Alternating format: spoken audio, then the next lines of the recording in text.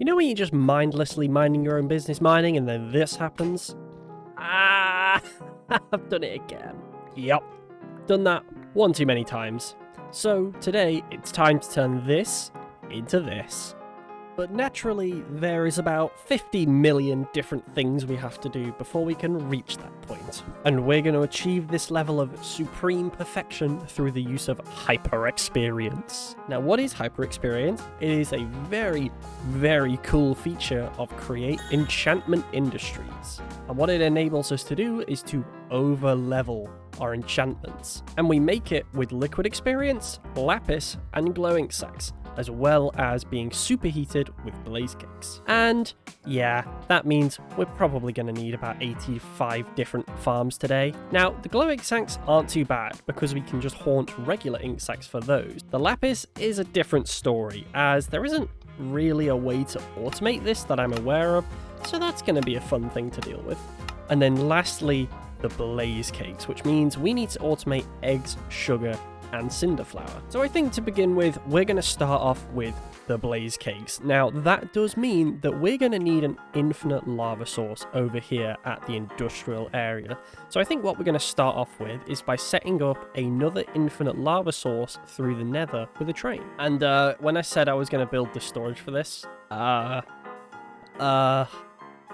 ooh, something shiny's over there. Oh, I've been distracted. What a shame. And last episode, I did set up this tiny little machine here, making use of a hose pulley to get the lava. Oh god, I'm sinking. And this is pretty good, and it's quite helpful, but I feel like we need to set up another one of these with a bottomless supply in order to automate the lava.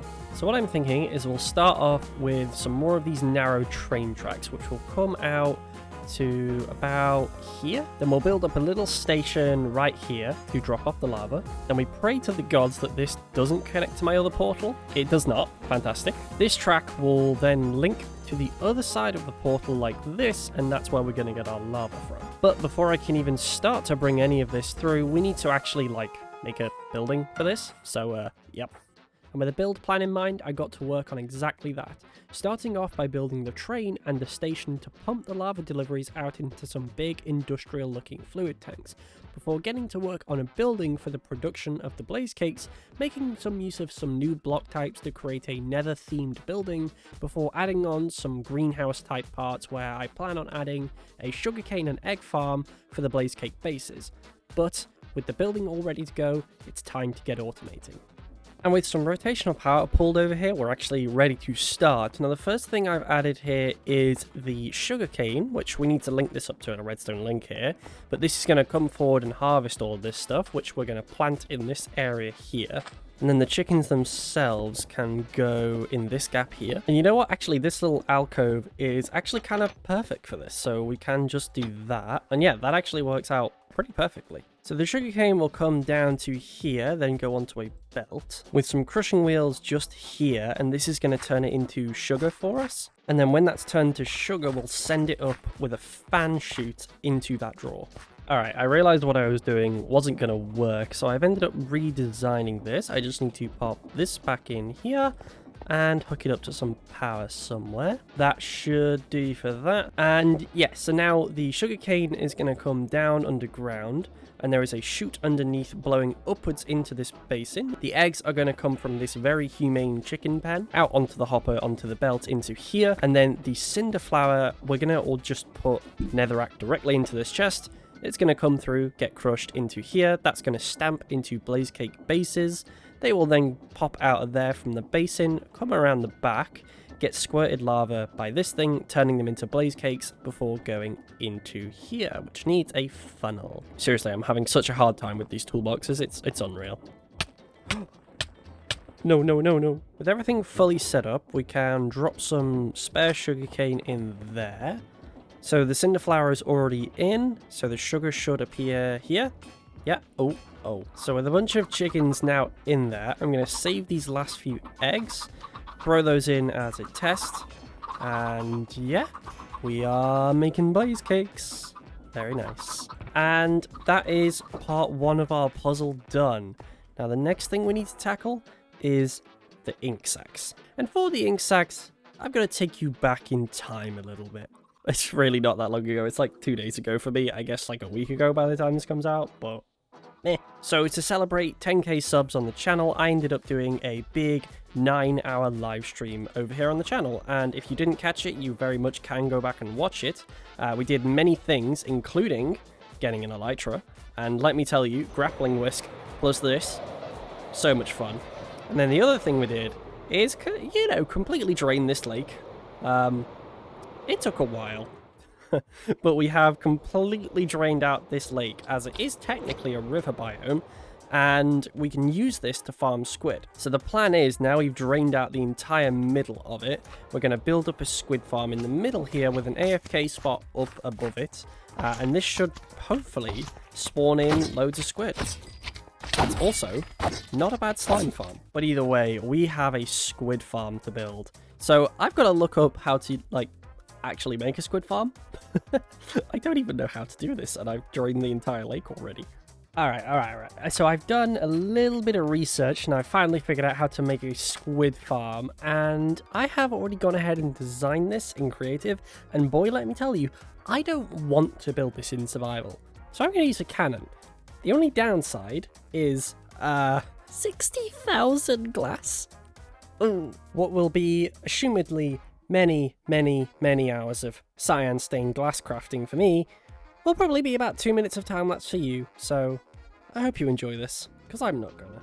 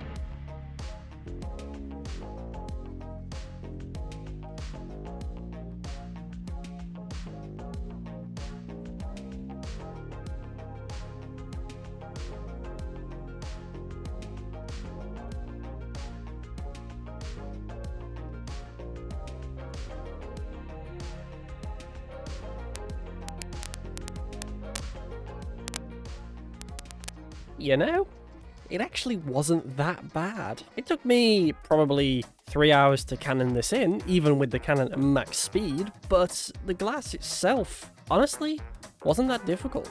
And yes, as you can see already, it is working wonders. We have so many squid spawning in here already. And I will be moving the output here, this is just temporary for now, but it has been working pretty well. And there was absolutely no need to do a glass fade like this in the river, I just thought it would look cool. And you know what? It does. But for now, we gotta take these ink sacs back, haunt them into glowing, and then that's part 2 of our puzzle done. And you know, while I'm here, we should check on how many blaze cakes we have, and yeah, it's just a few. I don't think they're gonna be a problem. And with blaze cakes and glow ink now in hand, there is only one more thing we need here, and that is the lapis. And I have actually added a custom recipe to the pack now, where we can crush prismarine for lapis shards, so making a guardian farm is actually a lapis farm now. But I'm gonna be honest with you, I don't want to drain another large bit of water today, so I'm just going to do the lapis manually for now. I mean, I have a good chunk in here, and it should be fine. So yeah, I'm thinking in this space here, we're going to build up another building, we're going to make up a production line for the hyper experience, and then set up the enchanters, which we're actually going to make our gear with.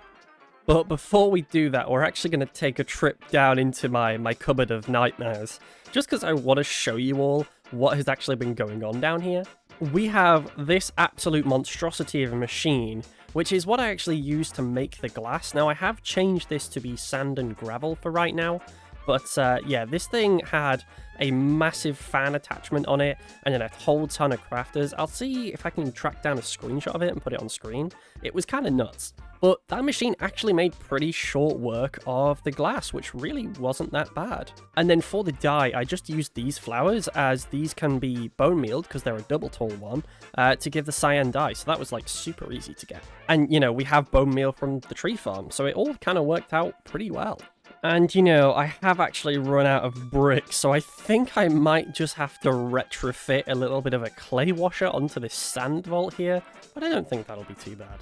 And with a gearbox there, that should do it. That's just going to keep taking out the sand until it washes into clay, and then we can just grab this out the front, nice and easy. Alright, so I'm just going to stand here for a few minutes, let some clay build up, and then we can actually get to building.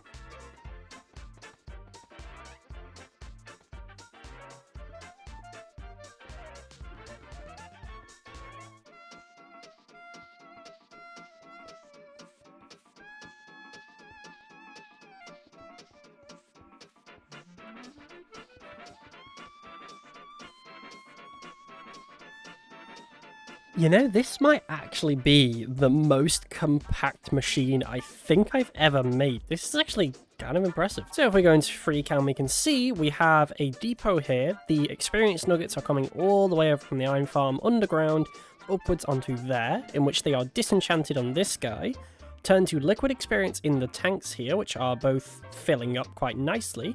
And then on the front here, we have the inputs for the lapis and the glow ink. Obviously we need to automate the lapis still, but the glow ink can just be placed in there. The XP gets pumped into the basin, and then on the ground here I've just got a little dropper filled with the blaze cake, so I can come in here and I can go yoink.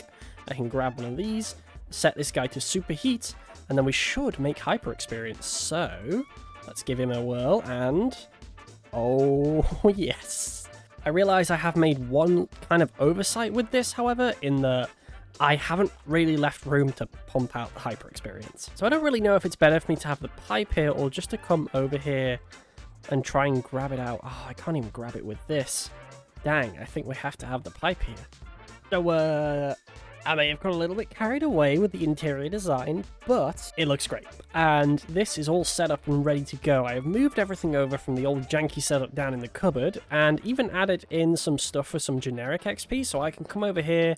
This will drain out my levels, and go into the tanks and like all of these things, so we can use these for like regular enchants and book copying. And then we also have the hyper experience over here for when we want to do that. So I think it's about time we actually do a hyper enchant. So I've put my Unbreaking 4 book in the enchanting guide here. So this guy you see now is going to give Unbreaking 5 for 265 mibs of hyper experience. And I want to get my pick maxed out today. Honestly, I have been a bit shocked by how much experience and stuff this actually uses. So I'm going to aim for just my pick, and then over time we will work everything up to maximum. So anyway, I'm going to slap that on there.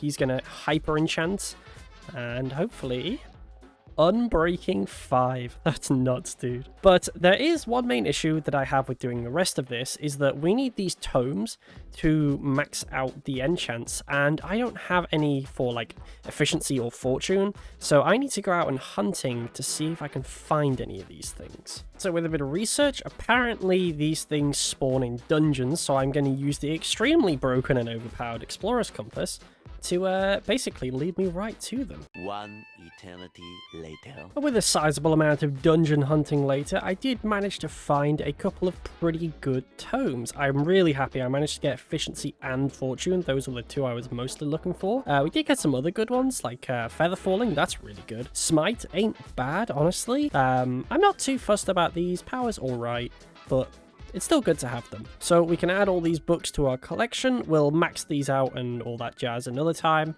but the tomes can go in here. And we want to grab our efficiency book and our fortune book, wherever that's got to. Annoyingly, my fortune book is only fortune 2, but that's fine because we can use our good old friend the printer here, who actually needs some experience. Yep, I'm just gonna stand here for a second. That should do it. And then what we got to do is we give this guy the book and then a empty book, and then he will simply consume XP to duplicate the book. Nice. And then obviously we can combine these in an anvil to get a fortune 3. And then for the hyper enchanting, we want to slap these together like that. We get ourselves an efficiency 6 and a fortune 4 book. Slap him in there. That's a 450 millibook. It's Jesus, that's expensive. The fortune 5 is just as expensive as well. God damn. And with that, that is one pretty spicy pickaxe. I mean, technically, I can still take this up to netherite. I just don't have any at the minute, but we definitely can do that, and it will be even faster. And in fact, you know what? We are going to do one more hyper enchant today, and that's putting Unbreaking 5 on the Elytra. That seems like a really smart move. Now, the question is... No, we can't insta-mine Deep Slate with this just yet. Can we insta-mine Deep Slate if it's netherite? No? God damn. Do I need haste 2 for this? This is just for purely scientific purposes only. Yeah. Oh, that's a... Huh. Okay. Yeah, so we need haste 2 to insta-mine the Deep Slate. That's kind of sucks. But anyway, with now kind of insane tools, I think it's time we wrap up for today. So thank you all very much for watching today. I hope you enjoyed. And if you did enjoy, then please make sure to like and subscribe, get eaten by phantoms in the process, and leave a comment. See you later. Peace out.